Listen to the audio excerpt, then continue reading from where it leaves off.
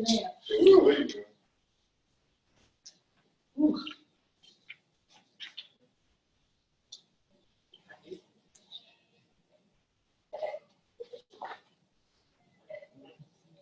Has everybody been doing okay?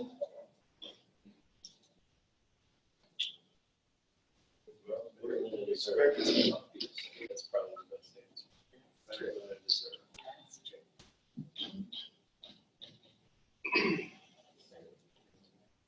He is, yeah. He's August 1st. This Friday it goes to 50 people. They're hoping for phase 3, so they can actually do a wedding. Where is the wedding? Lynchburg. Yeah. My husband was in a wedding in April, and was just that. He was a resident on the fine. It's free. Yeah.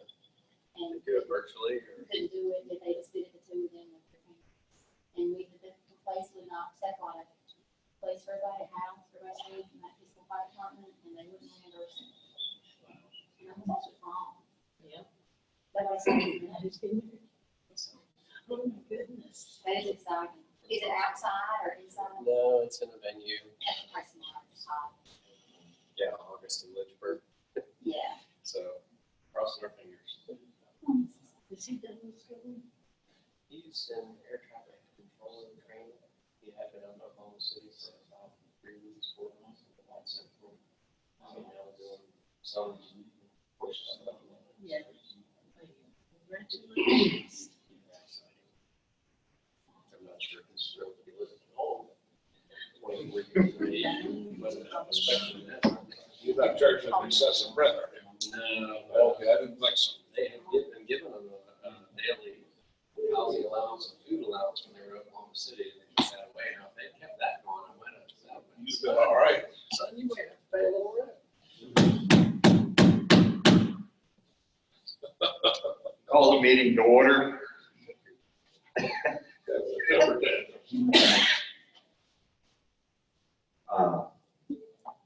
Would you, Leslie, would you please do the roll call?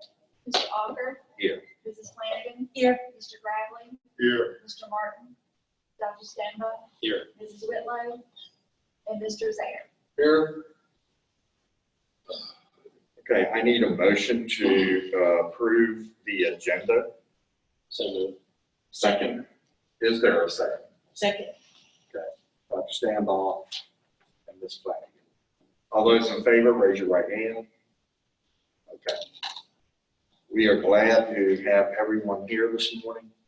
And we have a lot on the agenda, but I think we'll be in excellent shape by the time we're finished. Would you please stand?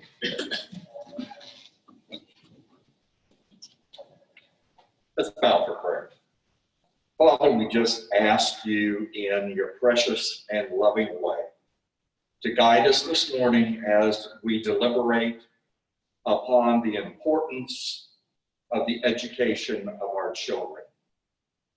Father, give us wisdom, give us strength, be with the teachers as they are winding down and beginning to get ready for hopefully a school year. And we pray that you would give them courage to make those decisions that are necessary. Be with the administrators, guide and direct them, and be with those in the administration here in this building. God, we give you all praise. Amen. Please join me in the pledge.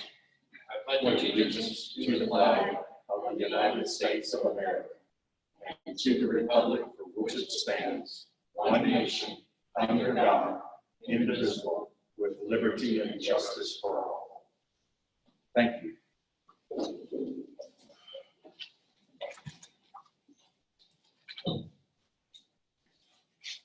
We do have a person signed up to speak, Mr. Garrett Dillon.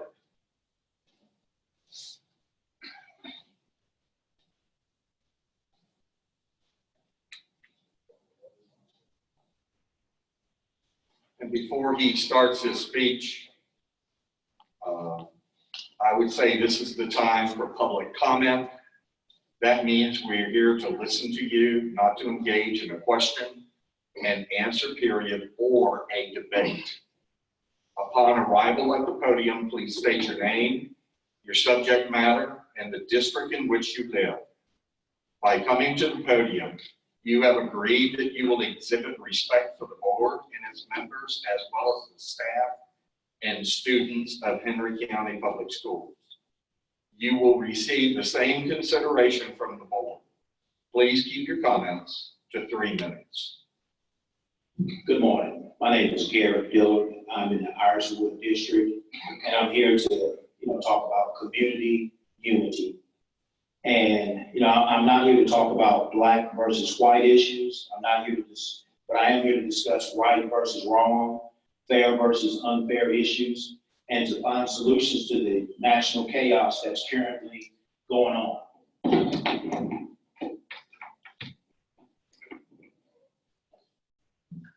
For the record, I do want to state that inequities, racism, biases exist in all parts of America, even in Henry County.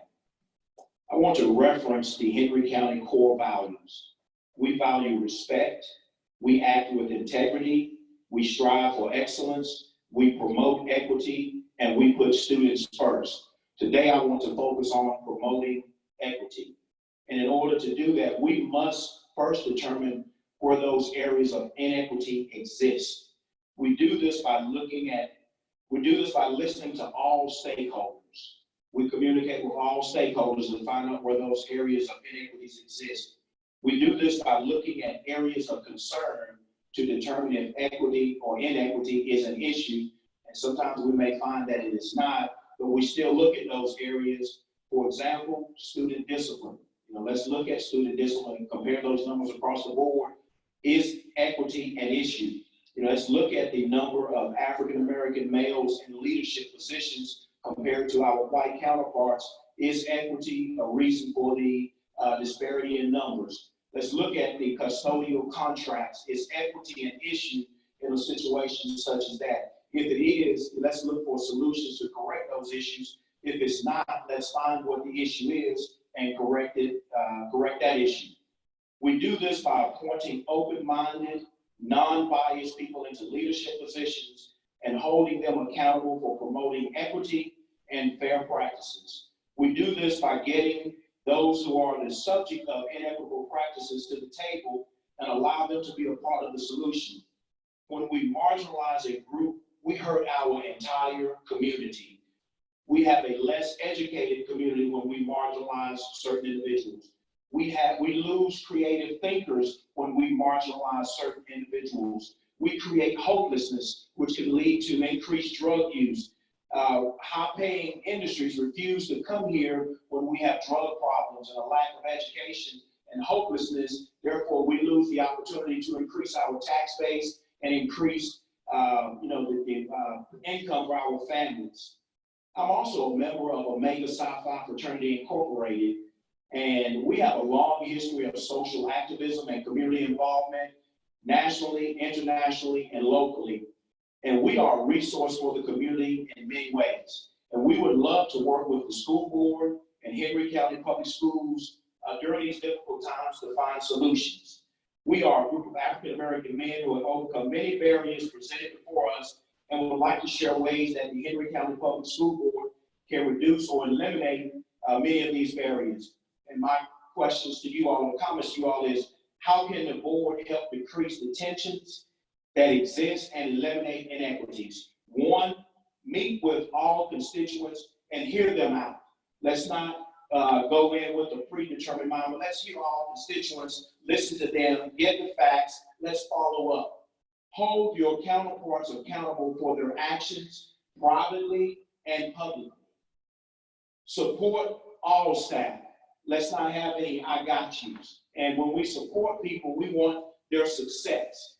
That's what support is. We want success. And even when someone is not excelling in an area, we support you because we want you to do better. We don't want to knock you down so we can, get rid of you or move you, whatever the case may be.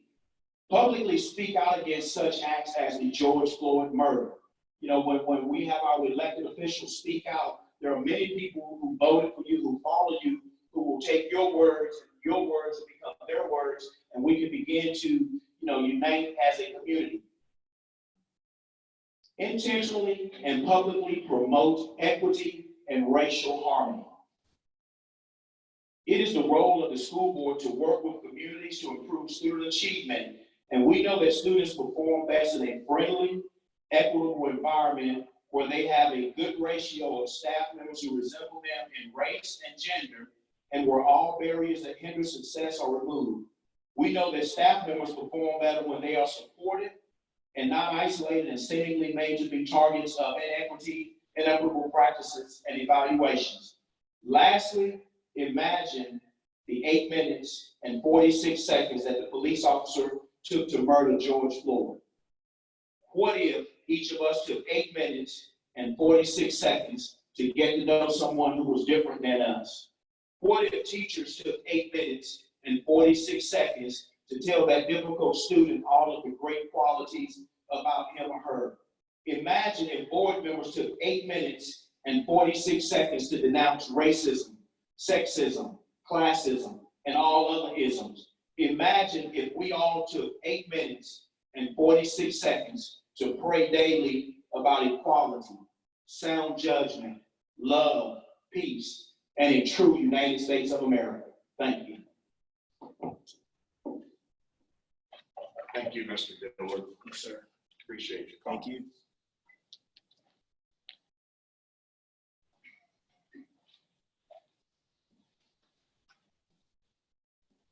Give Mr. Martin a chance to get up here. Appreciate that. Didn't want to interrupt.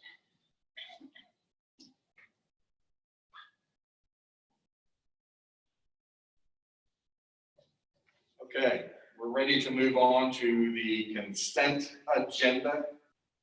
Is there anything on the consent agenda that you have questions about?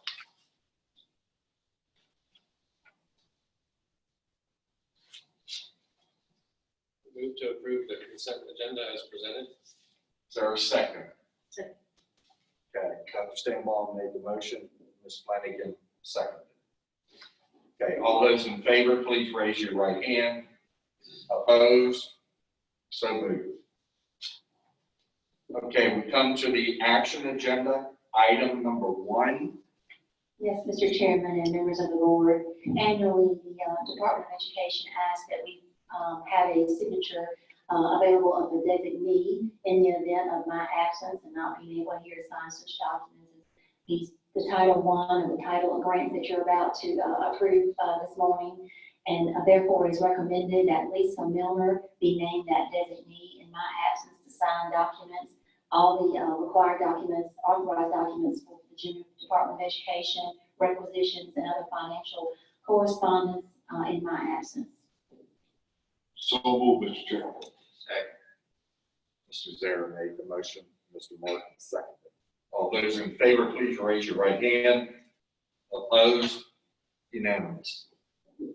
We now move on to the second item, which is approval of the 2020-2021 Title I, Part A, Improving Basic Program Grant Application. Good morning, Mr. Chairman and members of the board. The Henry County Public Schools is eligible for an estimated amount of $2,509,635.10 in Title I Part A funding. This amount is pending upon the approval allocation from the BDOE. The funds are used to support the elementary instructional program. It is projected that all elementary schools will qualify for this money. We always do, that's not a problem. We use the Title I funds to support the funding for our reading specialists, instructional paraprofessionals, instructional coaches, Lucy Calkins writing units of study, STEM activities, instructional materials for reading, math, and STEM and writing, parental involvement, professional development, and technology. There are 2 items here that will be over $20,000 that are included in the grant. So if you approve that, those are listed there at the bottom as well. It is recommended that the school board approve the 2020-2021 Title I Part A grant application and the purchase of the materials and the supplies. The physical impact is 100% grant funded. Anyone have any questions? If not, do I hear a motion? Move for approval. Take a second. Okay. My mind was blank. I'm sorry. All those in favor, please raise your right hand. Okay, unanimous. Thank you. Thank you, Mr. Williams. Okay, the next one is the approval of the purchase of Discovery Education and STEM Connect. Mrs. Acton. Good morning, Mr. Chairman and members of the board. Discovery Education has been monumental in assisting teachers with the virtual facilitation of instruction. Discovery Education Experience is a K-12 software of educational videos and interactive resources that are curated by subject matter experts into content collections by grade and topic. It includes interactive activities, reading passages, audio clips, skill builders, and writing prompts that engage students and extend critical thinking. A one-stop shop for teachers, it includes instructional resources such as lesson starters, training videos, and classroom strategies to help them invigorate every lesson. A catalyst for student explorations, Discovery Education Experience urges them to take control of their learning with powerful tools to create and share their discoveries with others. Some, but not all, activities need the internet to facilitate. Discovery Education STEM Connect is an interdisciplinary K-12 resource that enhances core curriculum and brings STEM to life. Students build valuable problem-solving skills as they develop and apply solutions to important real-world challenges. While facilitated virtually, students perform the tasks without the need of the internet. It is recommended that the school board approve the purchase of Discovery Ed Experience and STEM Connect. Discovery Ed is a sole source vendor. For Experience, it's for K-12, $34,900, pending the availability of year-end FY 2020 funds, future CARES grant funds, and/or FY 2021 technology budget. And for the STEM Connect K-8, it's $30,000, pending availability of year-end 2020 funds, future CARES grant funds, or FY 2021 technology budget, for a total of $64,900. Are there any questions? If not, I will entertain a motion. So moved. Ms. Flanagan made the motion. Mr. Bradley seconded it. All those in favor, please raise your right hand. Motion unanimous. Thank you.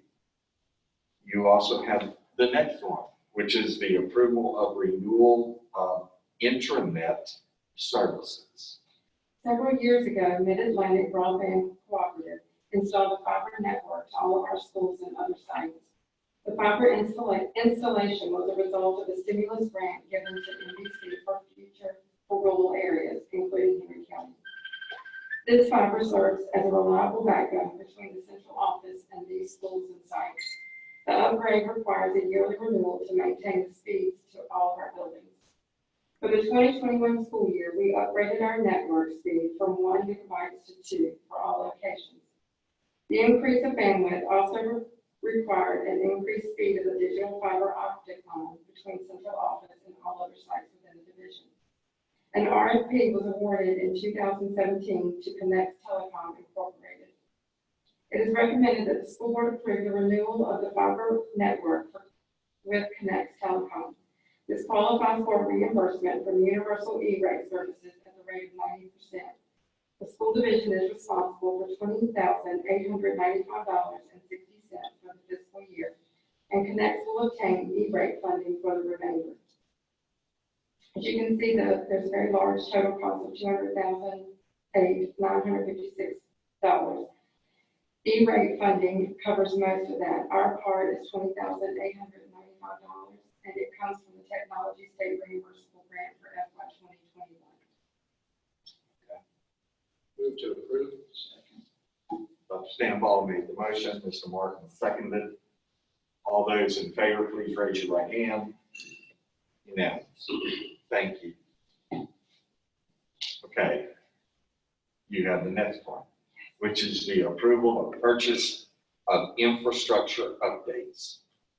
As we continue with our ongoing infrastructure upgrades to provide reliable and adequate internet coverage and bandwidth to all schools, we recently filed for E-rate federal funding to purchase switches and routers.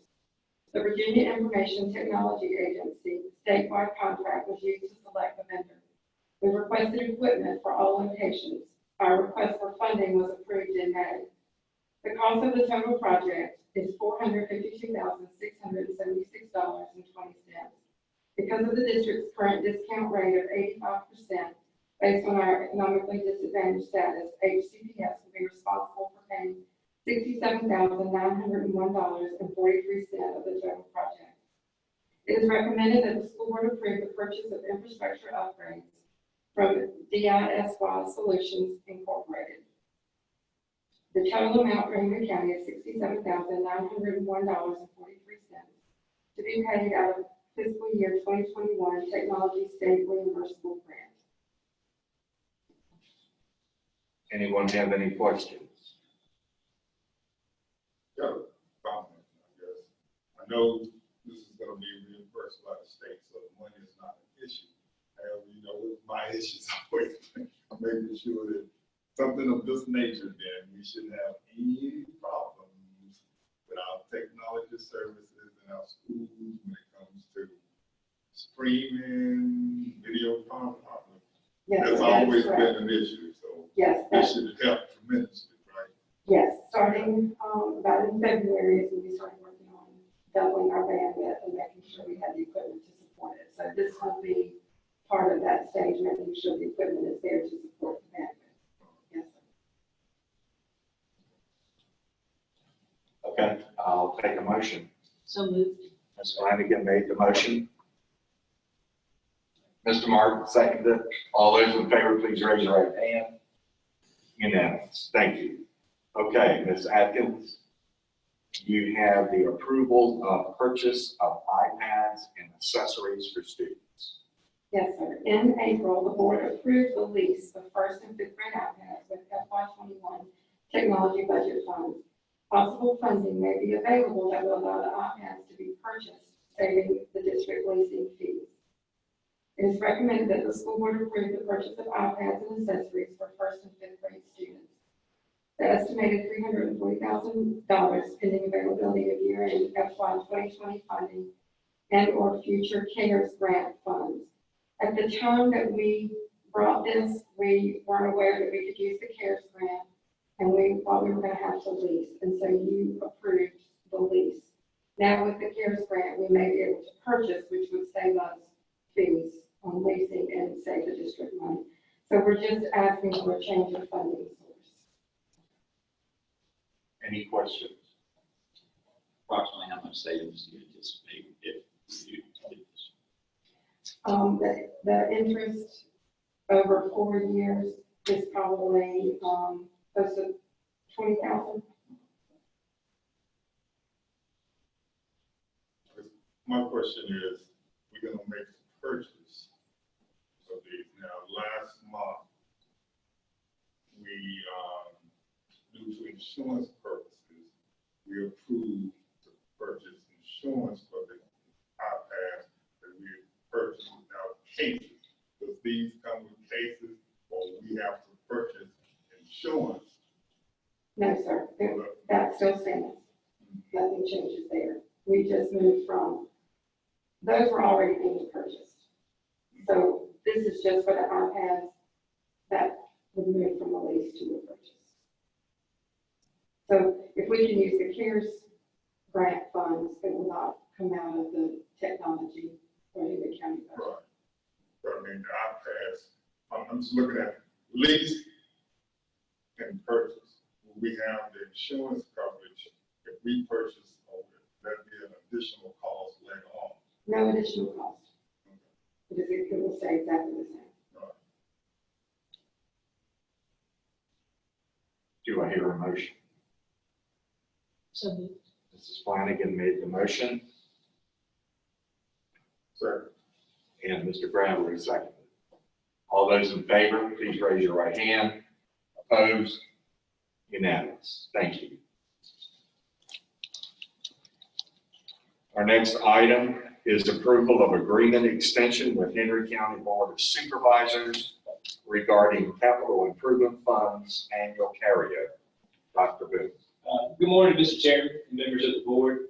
The school board is required by law not to expend funds in excess of budgeted revenues in the fiscal year, and its best management practice historically spends less than budgeted, which creates unexpended funds at the end of each fiscal year. A joint resolution between the county board of supervisors and the school board concerning the unexpended funds was approved in October 2017 fiscal years 2016-17, 17-18, 18-19, and 19-20, allowing the two parties to take action to extend the said joint resolution. At its meeting on May 26, 2020, the Board of Supervisors approved the extension of the agreement through fiscal year 2024.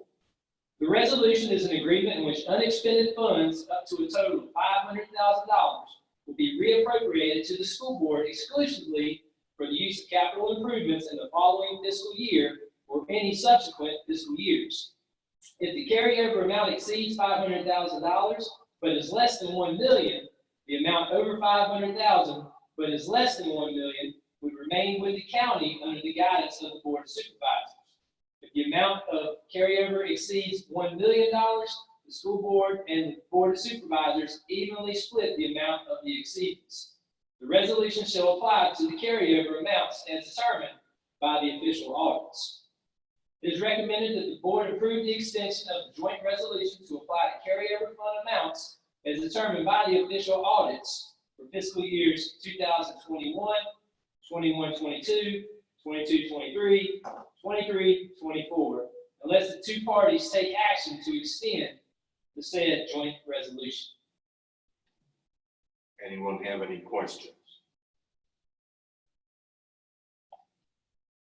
Mr. Chairman, move we extend the resolution with the board of supervisors. Can I just ask a quick Yes, question sir. before we vote? Can you tell us in the 4 years that we've had this agreement, what each year's carryover amount has been? Do you know that off the top of your head? I don't, but I can get that information to you and send that to you.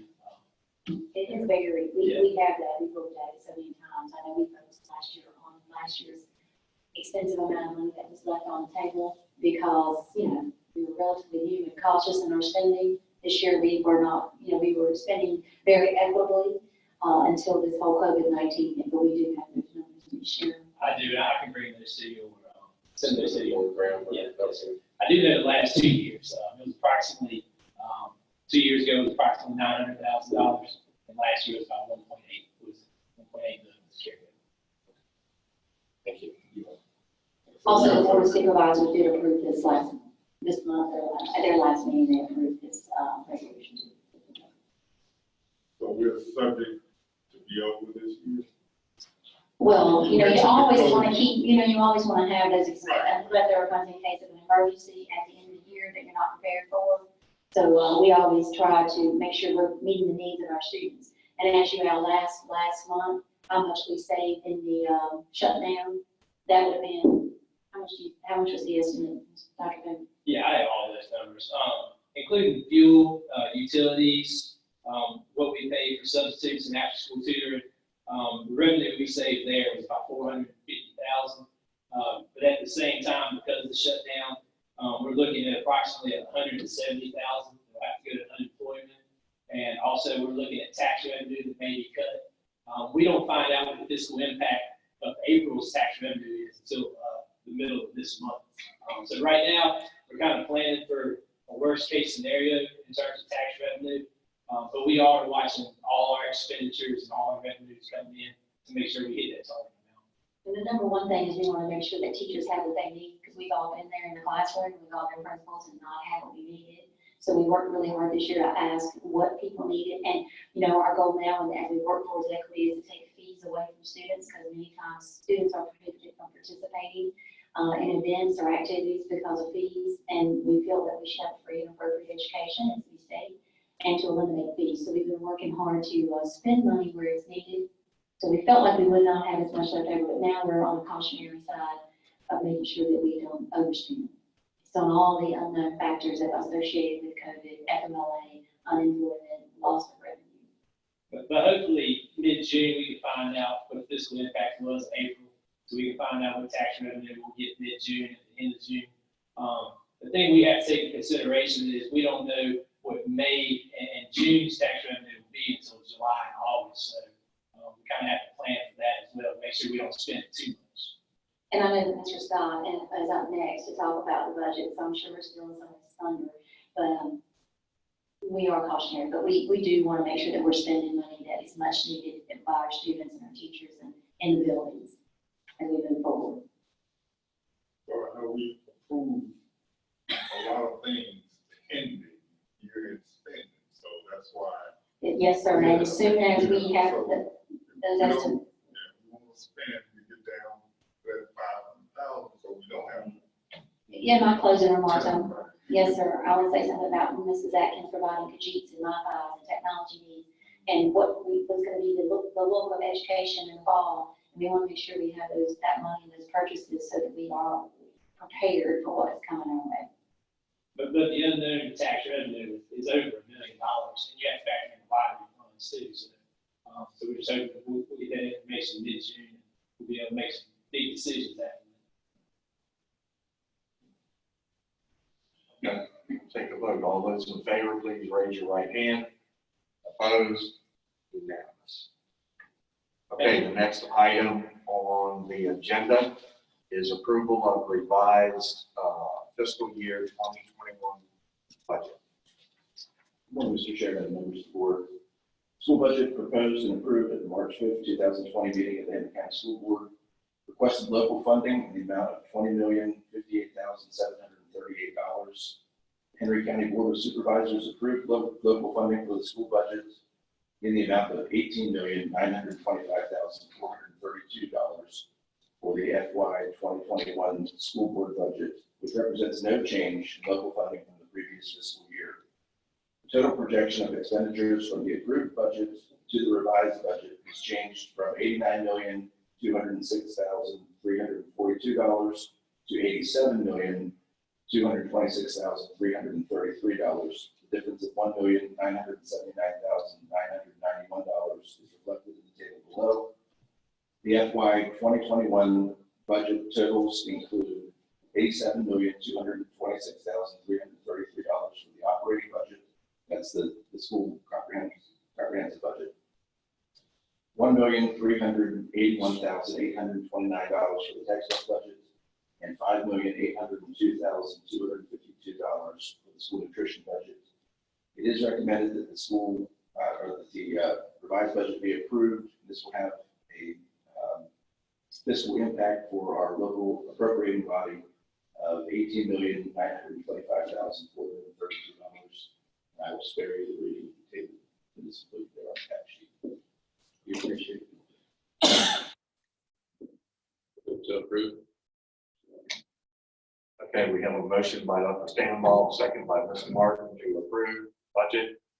All those in favor, please raise your right hand. Unanimous.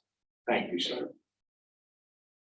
Now we have approval of updates to certain school board policies and regulations on the second reading. Good morning.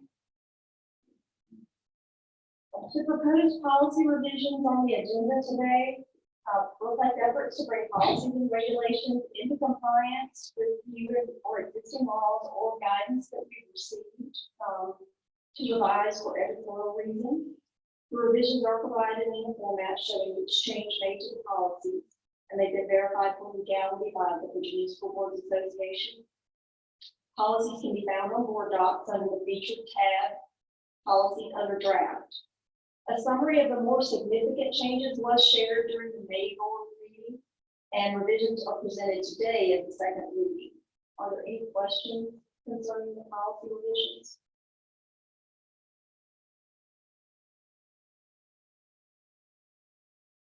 If there are no questions, it is recommended that the revisions be approved as presented today. So, okay, Mr. Zare made the motion, Mrs. Flanagan seconded. All those in favor, please raise your right hand. Opposed? Thank you. Thank you. Ms. Strayer. We're going to start with our reading. Sorry.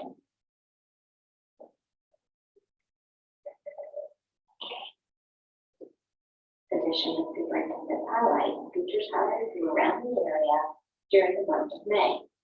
We're excited this month to honor our first generation scholarship winner. Emily Bray will attend the University of Lynchburg. Mindy DePeston will attend Longwood University. Anasia Martin will attend UNCG. Colby Quigg will attend Virginia Military Institute. Zariah Gale will attend University of Virginia College at Lyon. Haley Smith will attend the University of Virginia. Kevon Smith will attend Barron University. And Elena Williams will attend Virginia Tech. In the area of high-quality instruction, students have been wrapping up the school year by returning work, sharing their talents in a virtual talent show, and participating in drive-through completion events around the division.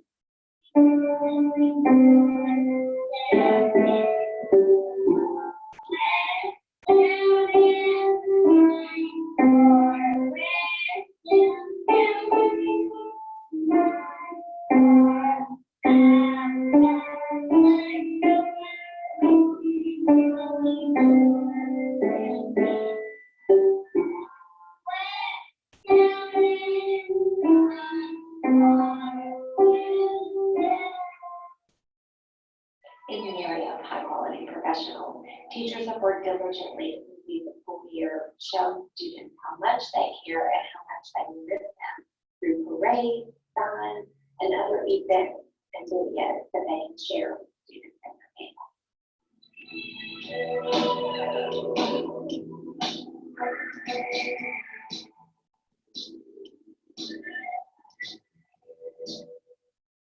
In the area of safe and inclusive learning environment, the technology team has worked with middle school teachers to distribute math books that they will use for the coming school year. In the area of family and community engagement, the school division was recently the beneficiary of a sizable donation from the Eastman Foundation and has been working closely with experts in food banks in Family Town to collect items for food distribution to families in need in our community through the summer months.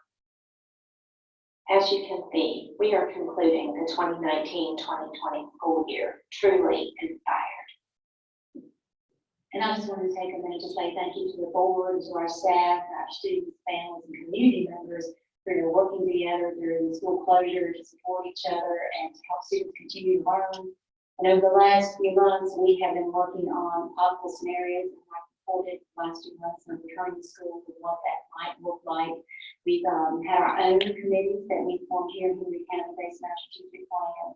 We participated, we read and reviewed plans of many other entities and organizations, and we also have participated and still are on state committees. As we know, Mr. Martin is on the governor's or task group as we plan to return to school. But one area of intense focus that's already been mentioned today is distance learning. And while our students will all have devices in the fall, and we know that not all of them will have access, and we continue to provide Wi-Fi's or Kajis to students, and we will work with but we are working with our community partners and legislators to enhance broadband access. And that's something that we've been asking for years, is to strengthen our broadband area. We know distance learning is going to be a part of life. These children are going to be a part of living in college or work. So even if we return to somewhat of normalcy, that we know that in the future the children will need to know how to manipulate Zoom, Google Meet, and Zoom conferences and distance learning. So we want our students to be able to master that. So today we did send out an email to teachers to let them know, so it's in the video reported to teachers that we are going to provide training using Virtual Virginia and the Canvas platform, which, as you know, when our students go off to college, many of them use the Canvas platform. So this is a benefit to our students to know how to already use that platform and to help enhance the teachers' ability to use the platform. We plan to provide this mandatory professional development over the summer for teachers. We will provide them professional development points. We will also be providing them a stipend. And we're going to give them 2 months to complete this professional development. And so we're hoping that they can invest in 5 or 6 hours. And while they're doing the professional development, they'll be able to build their first couple of weeks of online lessons. So, you know, we have many teachers that even in the past they would tape themselves so that when students went home, they could watch the lessons over and over, you know, and if they missed something or need help, didn't have that access at home, they were able to save that on their iPad at school and watch that. And Ms. Atkins and the instruction teams work very hard. Our teachers know that we don't want students who don't have the internet to be behind, so they can download items at school on the iPad, and then even if they do not have internet at home, they can still access the apps, the information from the apps, from the textbook, and also from, you know, Canvas. We do know Canvas would require them to have the internet at home. So as I said, we are continuing to work with that. I know that our board of supervisors is working towards that as well, with different groups in the community. We do know that we anticipate hearing some additional information about guidance from the governor and the state superintendent as early as next week on what the return to school could possibly look like and the parameters that we need to follow. We know that they'll ask us to work with our local Department of Health in making those decisions. However, any recommendations that are made will be brought to this board for your final approval, just like you approve our crisis plan or our strategic plan. We will ask you all to approve the plans that we have come up with for returning to school based on the guidance very soon. Additionally, our team is committed to continuing to make respect, integrity, excellence, and equity our focus as we move ahead and as we continue to plan for the future of the school system. I'll remind you all that we have all the directors in the room behind us. And if anyone would like to have any questions of anyone who didn't speak today, or you have any questions about what's been going on and playing as we move ahead, they are available if you have questions. Anybody have any questions? No, I was going to say, you took care of my question that I was going to pose to Penny to be represented. What are the kind of, is it a trend or something that we see in this sport? Well, Mr. Brown, everything we're hearing, I'm sure Mr. Martin can speak, he's on in a higher level committee that I'm on, but everything they're talking about is that we might be required to practice social distancing and have the 6 feet between students. And you know, that presents a lot of challenges because our buildings are staffed at 35 kids to a class, some 30. Some of the elementary are smaller, but the rooms are smaller, and for buses. So, you know, we wait to hear what that guidance will be, or what will be guidance and suggestions and what will be required. But Mr. Martin. Yeah, as Mrs. Strayer indicated, there's a lot of discussion about what flexibility plans being developed with the Department of Health, questions as to availability of sufficient PPE, you know, discussions of staggered AV, you know, lots of different approaches there. Very much as also Mrs. Strayer indicated, you know, our class sizes versus the ability, if you have a more stringent social distancing policy. The intention is, and our next meeting is tomorrow, and then we're also going to be breaking out into additional subgroups, and the Secretary of Education has had a lot of different strategy sessions over the last week to try to incorporate everyone. But we're planning on meeting every week on these matters, and we'll have recommendations to the governor in July. They did let us know that, you know, they were discussing having various parameters that he can reveal sometime next week, but they're very cognizant of the criticism that they received for kind of unilaterally making the decision and not communicating that out until, you know, Friday at 2, basically. I feel that we'll be pretty involved. I'm not certain the full degree to which we will be, but I think we'll at least have a better heads up and more of a seat at the table.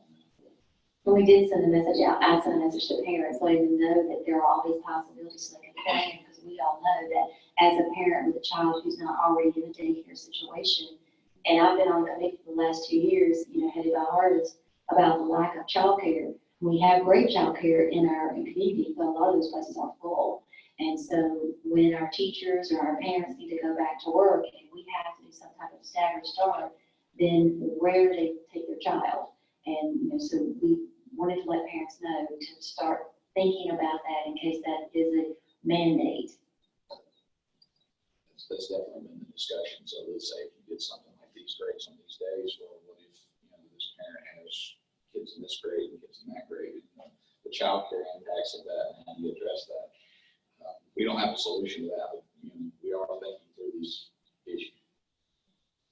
And I raised that question because we don't want to, and I know it's not just for us, but I think a decision has to be made so that we can notify. Oh, yeah. I was looking at myself as a building principal, shortly after school, I would start working on my schedule for next year. And doggone it, I would work right up until the school starts to complete my schedule. And I'm just looking at something of that nature. And that was going to be the nature of my question is the timing. I mean, we're obviously having to wait for guidance, but as a local governing body, I'm not sure that we should wait. I think there are certain things that we as a governing body should proceed with in terms of planning. It's the only fair thing to our students, our staff, our facilities management. And can you speak to what things we are being proactive about? I mean, I don't like just waiting till the last minute until we say, here's the guidelines and mandates. And if we end up making some plans that are in excess of what's recommended, well, okay, so be it. But to do nothing and then have a few weeks to scramble and try and make something happen, we have a lot of barriers in our community. Oh, yes, sir, you're right. And so we have, like I said, these teams around the strategic plan, our return to school committee, and they meet once, if not twice a week. And then once a week, we're meeting with principals via Zoom. And we told them as soon as this happened to do everything as normal. Do your master schedule. I said, now that the kids aren't here, start your master schedule for next year and plan for it to be exactly like we always plan. So all our principals right now have a master schedule that they've developed if things are normal. And then, our talks are that we will still continue to start school at the same time. We don't plan to change our start date. Actually, a lot of divisions have been in talks about moving their start date up because if you follow the colleges, a lot of them are trying to start early and then at Thanksgiving break, not return back to colleges because they feel like that's when we will have an increase of normal flu cases, and this could be a flare-up. So we did check with Sherry Vessel, and normally when our students are out for flu, and normally the month of November at the end is when we start to see a rise in normal flu cases. So we want to make sure that we start at the current time. So we do have a schedule in place for normal start. That's why I know that Mr. Scott was, he's trying to make sure all his projects, Scott can speak to this, that they are meeting to get all their projects and facilities done in time to start school normally. But we've also told our principals to have walk in your building, to decide if we're told it's a 6-foot mandate, how many kids can you have in school? We've had principals measuring the band room, spreading chairs out. Can we, we have some large band at FC and Bassett. So there's been talk that we might have to separate them and put some in the cafeteria or on the stage or spread them out. So we are anticipating that we can let everybody go back as normal and have to spread them out, what that would look like. If we have to be staggered because we're mandated, what that would look like.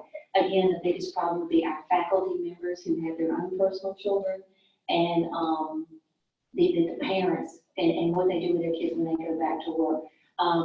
Some other things, I know each person who's on a committee, Ms. Miller, if you want to come up, you can. Ms. Miller is heading up, like we said, that our return to school committees are based on a strategic plan.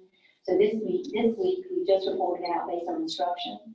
And again, I'll tell you that some parents may not want their child to come back to school, and we may have to be staggered. So that's why we rolled out the professional development for the virtual learning, because we have told our teachers if we do staggered start, it will not be staggered instruction. We have 180 school days, and we cannot afford for our children to only get 90 days of instruction. So teachers will have to learn how to have 180 days of instructions, flip classroom. You will be doing things at home on the days that you're not in school to prepare for the day that you are in school. In small group instruction. So I will say that I think that all of our teams have said they have over a plan for re-entry. But one of the things that we were talking about when you first arrived was math. We put a lot of time into safety, and we feel that sometimes a mask could be used, and a student or a faculty member might not know who the person is in the building. So we are working to make masks that have our Henry County logo on them. One color for substitutes, one color for teachers. So we have, I would say, overly planned. But Ms. Miller, I know you have specifics if you want to join in. Good morning, Mr. Chairman. Just want to touch a little bit on what we talked about. Mr. Ray mentioned the instruction piece. We have been doing a lot of planning. Actually, Return to School Instruction Team is actually meeting right now. We meet every week, every Thursday to talk about our next steps.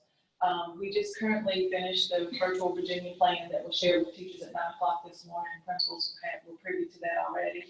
And they kind of set the tone for us and set the stage and shared that message with teachers at their previous faculty meeting. So we wanted to let teachers know that we're expecting some professional development to help us get ready for the fall, however it looks. The next thing that we needed to do was prepare for the summer learning. We're on track with middle school and high school doing virtual summer school.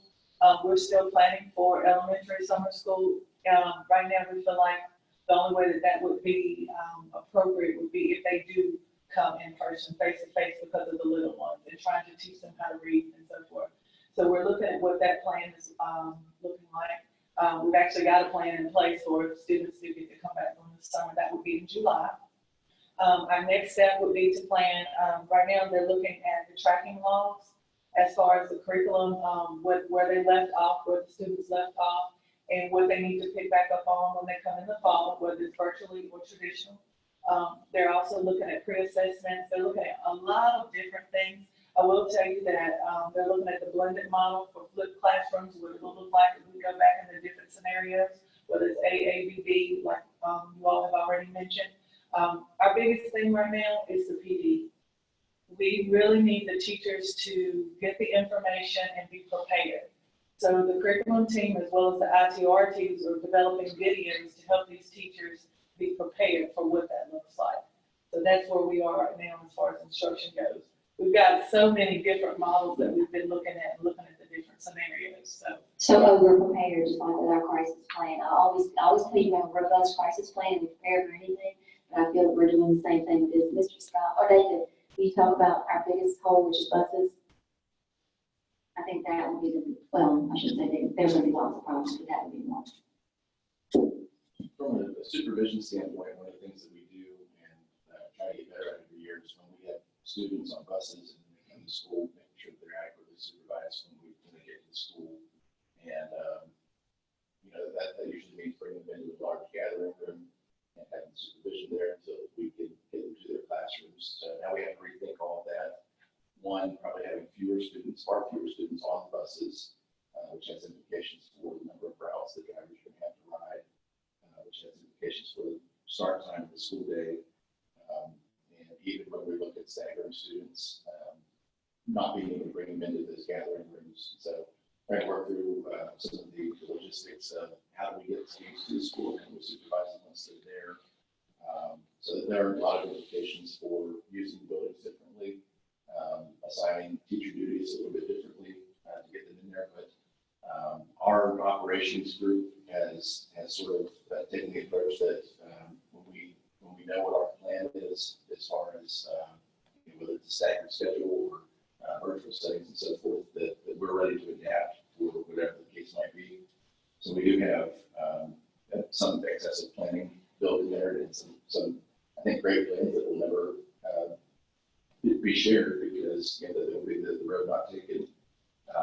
But the big hurdle is going to be getting the students who are heavily reliant on our transportation, how we get them to the school. And I'll say one thing that Mr. Scott alluded to was in some of the schools, they have children come in at 7:30 and go to a holding area, whether that's the cafeteria or the gym.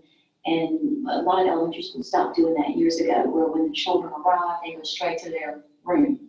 And that was one of the things that we need to talk about is to cut down on the traffic of the communal spaces. If we're told we can't have those, that students would go straight to their classrooms, which means an adjustment for teachers if that had to happen. But that's one of those plans that's not one of the first plans. That's one of the ones that we restricted and have to do that we would tell our teachers that we're going to need you to come on early because they're going to have to come straight to the classroom instead of going to the holding area.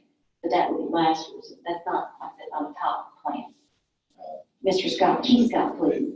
The other Mr. Scott has, he's been tasked with coming up with some ideas about,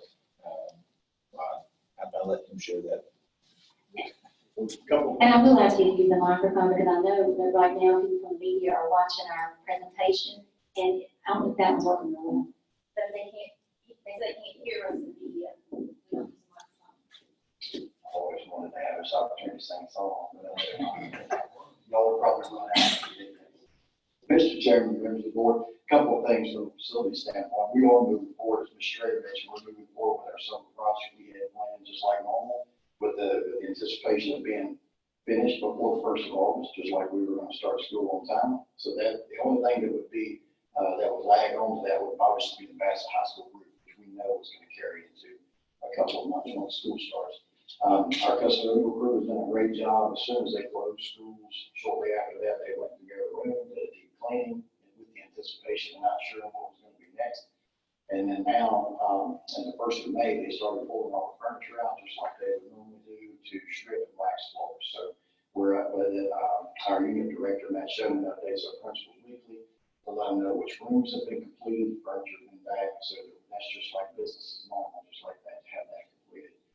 We're also working with signage, a group that Mr. Scott mentioned, working on some signage. We have some already ordered, some things that we can have in place, like reminders of washing your hands and social distancing. And we're trying to make that as consistent as possible throughout our division, make sure we have that, whether it's the signage on the floor, signage in the bathrooms, outside when people arrive, and that type. Also working with our IT group, with some of our check-in procedures, when we had visitors or parents visiting. So our identity system that we have has some procedures. We can do that without everybody having to touch the computer and then checking in. So that's a big plus. And I'll give a kudos to Jason Beavers for that all the work that he's helping with on that. And so those are some of the procedures that we put in place to be able to head the game. I miss it. Is there another area that I'm thinking?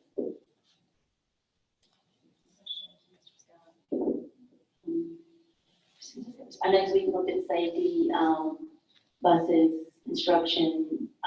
One of the things that this board will have to, when we talk about our final plan, will be what if, like our pandemic plan that had currently been approved by the board years and years ago, had that we would not close our schools unless we had cases of a virus in our schools, like a faculty member or a student, which, we, at this point, I don't think we've had. But when we go back to school, if we have it, are we going to make a change in that closure? Like, what will be our steps if we reopen to close? And so the board will have to make some decisions on that. And we'll make a recommendation based on, Ms. Vestal is actually, that's who's not here today. Ms. Vestal is, has been working with the group as well, the nurses and what needs to be done. Mr. Faubert's in the back room. He's been working on, obviously VHSL, sports, activities, which things can be allowed and which won't, which ones will be restricted, what safety precautions. As you know, there's always concerns, even in a normal year, with spreading of germs or problems, bacteria, all those things that happen when you have close contact in sports and activities. So they also have a group as well that's working. Mrs. Root has her own group, even though in special ed embedded instruction, she has her own special ed group to talk about meeting the needs of students who specifically need some intense services or special services. But I would remind you, I know Mr. Archer's probably going to do this at the June 25th meeting. Hopefully by then we would have some type of something that we could share with you at least. And as we receive information, we'll share it in the board round. I would also add, Mr. Bradley, thank you, Mr. Stewart, for reminding me of that point, but one of the other discussions has been whether we should or could prioritize, our students who need those more intensive in-person services, especially with, various federal requirements, some of which may not have been relaxed from this. So that's also been a consideration along with, the AV or capacity percentages and 6 feet. So also, I'll say to Mr. Scott that I'm familiar with being the other Mr. Martin, so I'll send that. And I'll say this, I know you've seen Ms. Hatchett back there. She has a group as well about communication, but she's been, she had those earphones in this morning because Dr. Lane, the state superintendent, called a superintendent's meeting this morning at 8:30. So she was listening for me to what he said since we all missed that. So thank you, Ms. Hatchett. Any other questions or comments? Unrelated question, Mr. Keith Scott, can you give an update about storm damage? And what we've done so far, what's going to be insured, what additional costs we anticipate?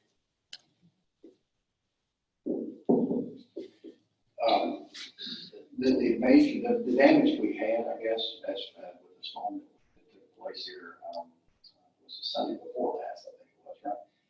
My days get mixed up, but the Madison High School sustained the biggest damage, and that was the walkway leading to the tennis courts and then the driveway between the baseball and softball field. I did meet with the insurance. I guess it was the person that comes out, just kind of takes pictures, does a review. Met with him Tuesday afternoon on site.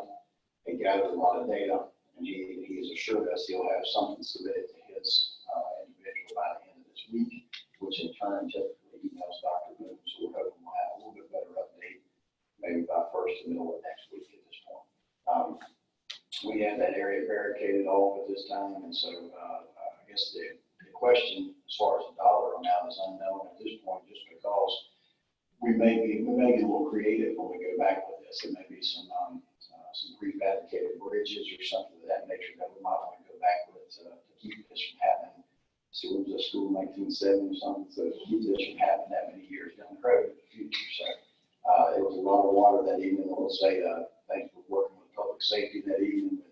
But, we had to open up the school for possible shelters. We did not have any visitors out of that. Two people that showed up got redirected and left there, so I ended up closing the shelter down about midnight that night. So great group of emergency responders to work with, and everything worked out okay except for the damage we sustained. All of our other facilities, we were fortunate that we didn't have any problems with. None of the actual fields, courts, none of them were damaged? No, sure, everything seems to be okay. Just those two walkway areas is our biggest damage we ran into the rain.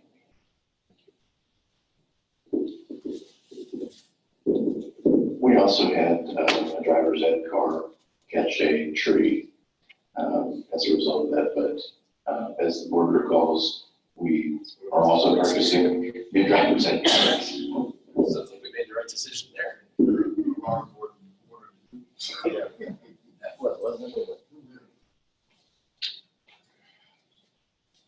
Any other questions? Okay, the next item is matters of the board or from the board. Does anybody have anything that you would like to share this morning?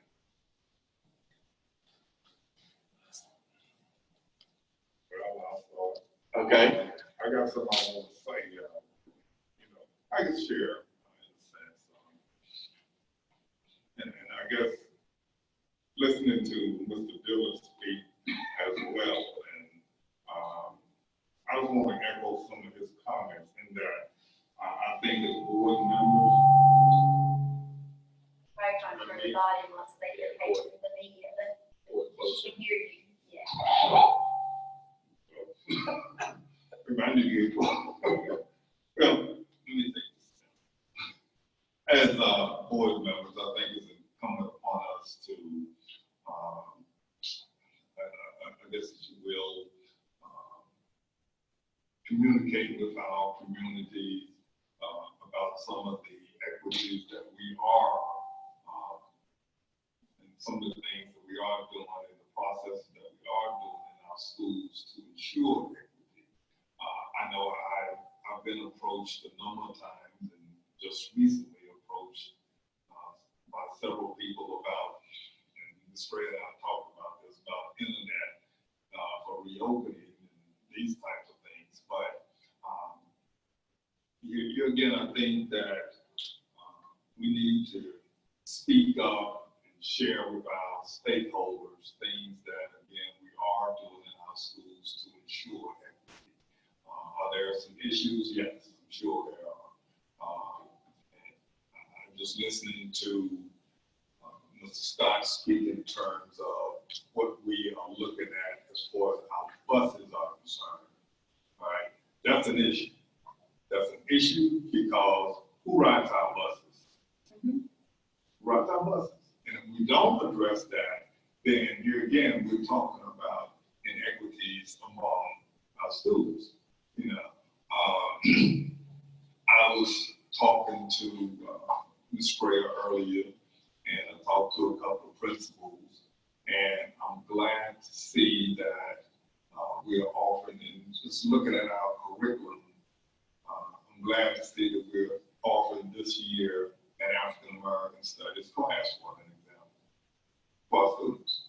I know we were late getting it into the curriculum, not at our fault, but at the same time, you know, these curriculum issues that we try to provide for our students. And the thing is, we have to be a voice to the community to let them know what's going on in our schools, because some people think otherwise. You know? So I just wanted to share that.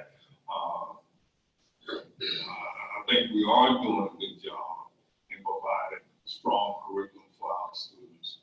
However, you know, there are people that they're not in the business or in our schools, they second guess us. So those are my comments. Along with your comments, I've been on this board for 6 years, and I think we have tackled a lot of issues on equity. We worked with graduation rates going up. Of course, that was pushed by the state. But I think that, you know, when you talk about equity, equity begins with us. It's an issue that we need to deal with. And I think we have, and I think we have a very equitable board. And for that, I commend you for the work that you do. And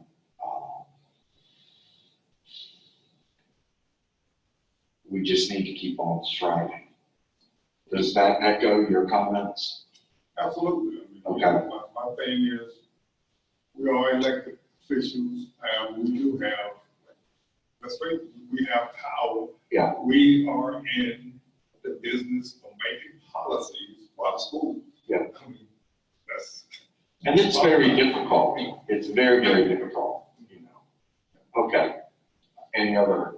Well, I want to just briefly comment, you know, you brought it up in regards to the busing, and I couldn't agree more that there is these two issues, the issue of coronavirus and equity, come together, and our response to coronavirus within our schools does have significant equity impacts, and we do have power to make some decisions. And Eddie can probably give us a better idea how much power we have. You mentioned about maybe some differences among communities, and communities being able to make some decisions at the local level, because Henry County is not the same as Fairfax County. Very true. And I really hope that's happening on that level, because it's not just going to be busing. There's going to be a whole lot of other issues where the sanctions that are mandated are going to have significant impacts on the children in our community, and we have a responsibility